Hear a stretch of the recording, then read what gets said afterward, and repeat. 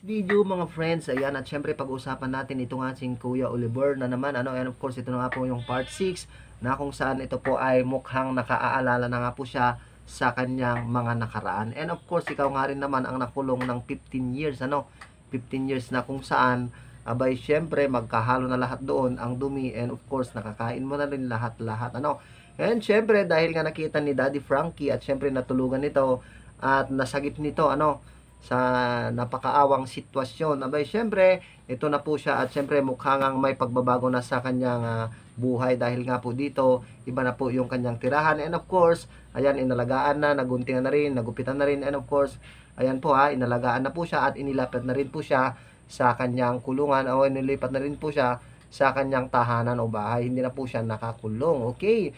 And of course, ayan nga po siya at habang nakasakay po siya sa isang sasakyan papunta sa ibang tirahan nito, abay syempre umiiyak po siya at syempre mukha nga pong ito ay naalala niya ang kanyang nakaraan. At syempre yan po ay magandang pangitain upang sa ganon ay makita niya o maalala niya ang nakaraan na kung saan ay magbago na ang kanyang buhay o mabilis siyang makarecover sa kanyang nakaraan. Siyempre, napakasagwa po, napakasama po yung kanyang nakaraan na kung saan siyempre, siya po ay nagwawala di umano dahil nga po kapag hindi nabigyan ng pagkain, abay siyempre nagwawala at nananakit din kaya ito'y kinulong sa isang kwarto na kung saan siya lamang po ang doon.